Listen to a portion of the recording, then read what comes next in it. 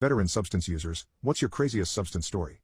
A few months ago I was a freshman in my spring term of college. I'd stopped studying nearly as much as I had been, and finals week was ahead of us. That morning, I'd woken up with all my clothes on after blacking out pretty badly at the frat house, for our senior send-off where everyone gets extremely wasted. My friend and I had a rough morning, and were trying to put our heads back together, had gotten some food, and we were in no shape to study, but still needed to. I had an economics final 2 days from then, and hadn't learned much the whole year. In the past, I've never been the one to suggest doing Addy as a study substance. I've done it in minimal doses such as 10 mg once or twice. For some reason, my teammate for the club team I was playing for had given me a bottle of Addy XR, filled with 30 capsules. For those who don't know, XR stands for extended release, which means it can last for 12 to 16 hours. To get our brains ready to study, we thought we might just take a pill, so that we could be more collected and prepared to study. That is not what ended up happening. For some reason, we thought it would be a good idea to snort it. So we sat there in our dorm, bills rolled up with crushed up Addy XR all over the table. We forgot to measure the dosing, and with 30 mg in each capsule, the dosage was no joke. The maximum recognized dose was 50 mg for anyone. Well, we didn't pay attention to that, and just kept doing it. I would do one more, and then he would, and then I would, and then he would. Days later, we ended up realizing we had done around 200 mg each, through our noses and, where the substance immediately entered our bloodstream and tweaked us the F out. I think it may have rewired my brain. The rest of the day was a blur. We talked for 2 more hours, tried to study, I walked around campus, walked and walked. I walked 65,000 steps without meaning to. I could not stop noticing things, talking to people. Getting my energy out in some form. I did not run out of energy. Every time I took a seat, my hands were fidgeting, and my knees were jumping, nothing like I'd ever experienced before. It felt like I'd lost all ability to feel tiredness, and it went from being a cool feeling to a dreading feeling, around 6 hours later. I just couldn't get tired, and it was 12 a.m. now.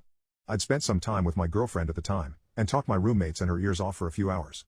I couldn't even sit down and focus on homework and studying for some reason.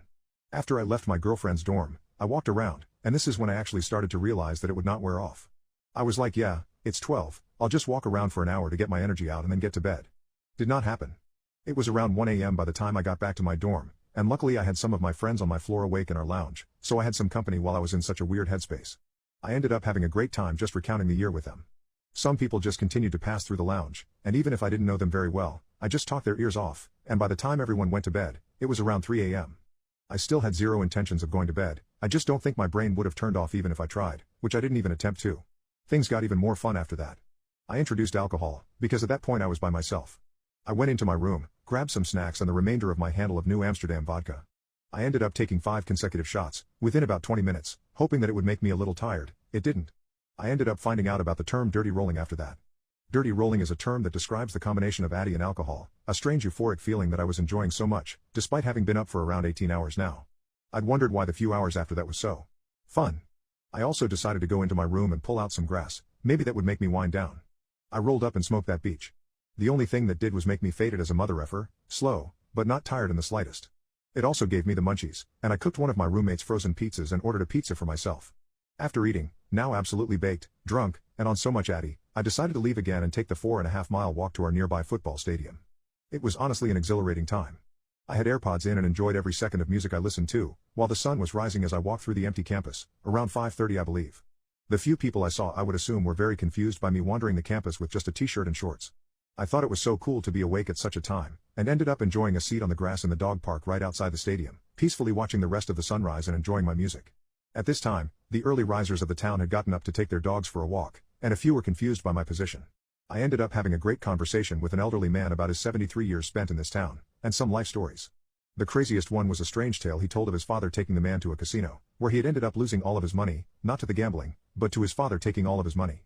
He'd said he'd been drunk for the first time in decades after a few mixed drinks, and woke up without his money and never saw his father again. It was an intriguing conversation. Afterwards I walked back, still not the slightest bit tired, and walked into the dining hall for some breakfast around 8 a.m. My body clock had been completely fried, and for some reason it felt like the evening, but everyone else was just getting up to get breakfast before heading to the library to study. It was a strange feeling, walking in. I ended up going back to my room and laying around for a few hours, still not remotely tired, going on 24 hours of being awake now. The Addy had truly flooded my bloodstream, and prevented me from sleeping, an artificial insomnia. I ate some lunch with my roommate afterwards, and was extremely irritable, and got into a pretty bad argument with him, so at this point my brain was starting to fail. Around 6 p.m., I finally crashed. I was out in a few seconds, and ended up waking up in 3 hours, and then finally got back into my normal swing of things, feeling a little bit back to normal, and stayed up that night until around 2 a.m., just trying my best to study and be normal. I'd split off from my friend who I'd done it with in the afternoon of the day before, but he'd had a similar experience, just with more attempted studying. We both felt like we'd been going crazy. The substance was no joke. I somehow passed my final though. I think my wife did surgery on my son and never told me. My wife has been a plastic surgeon for 6 years. We married only 6 months after meeting. She joked that she only married me for my perfect features. No good plastic surgeon would ever touch your face, she would say. That's why I married you. I couldn't resist fixing you up if you were anything other than perfect. Even in our early stages of dating, my wife would bring up how beautiful our child would be. It was all she cared about. Our baby boy arrived several months after we married. I'll never forget the look on my wife's face when she held Jaden in her arms for the first time. I swore it was a look of disgust. You see, Jaden wasn't exactly the cutest baby. I thought she was being shallow, but I figured once she came to love him, she wouldn't care. Unfortunately, as Jaden aged, his features grew to be more interesting. His nose outgrew his face, his cheeks became so full he looked swollen, his lips were thin as paper, and even his forehead, on top of being Rihanna-sized, started to form premature wrinkles. Nonetheless, I loved him just the same.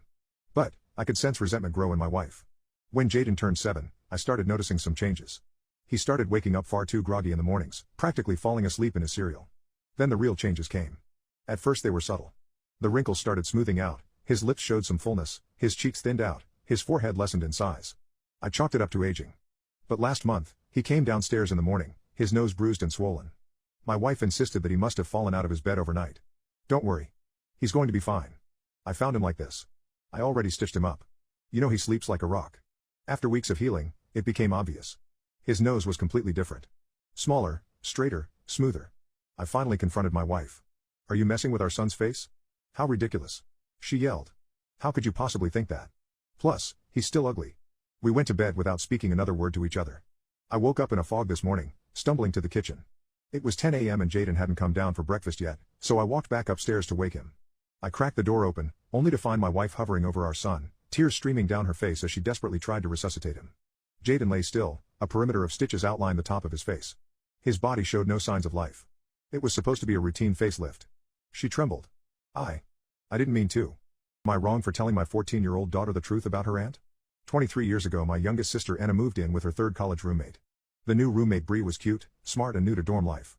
Bree's brother Ed moved her in and I moved Anna in. Anna and Ed really hit it off and Ed asked Anna to dinner that night. Jokingly I asked Bree out as well. Anna thought I was being serious and basically pushed Bree and I out the door. Ed and Anna never left the room.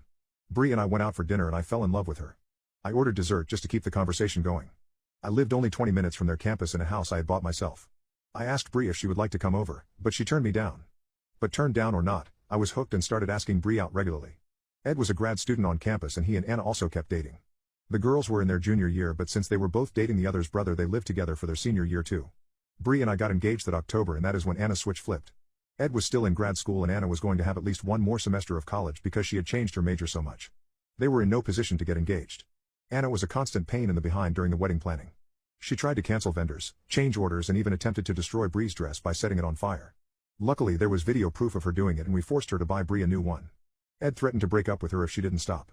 She stopped. But the day of the wedding she tried to spill wine on Bree's dress but spilled it on her own instead. She missed the whole wedding changing. At the reception my other sister Cora and Bree's brother Dean got engaged. All planned by Dean and Bree since both families were going to be there. Anna again had a fit but calmed down at the thought of getting engaged at Cora's wedding. Ed didn't want to ruin the day anymore so he kept quiet. Later at the wedding, after Bree and I were gone, Ed caught Anna in a bathroom with a family friend. Ed of course broke up with her. Anna threw a fit, destroyed the venue and ruined Cora and Dean's engagement party. For 10 years Anna was in our lives with a cycle of men she would cheat on, rotating jobs, and having total meltdowns making our lives miserable. It all ended when she was arrested for fraud and spent the last 13 years out of our lives. Now she is back. She showed up at family dinner uninvited. Later on, my and Bree's youngest daughter asked me why Aunt Anna and I don't get along. Anna had told her some lies and my daughter was confused because one involved Uncle Ed cheating on Anna. I sat down and told my 14-year-old the story to her. My wife thinks she is too young to be told all this. Am I wrong?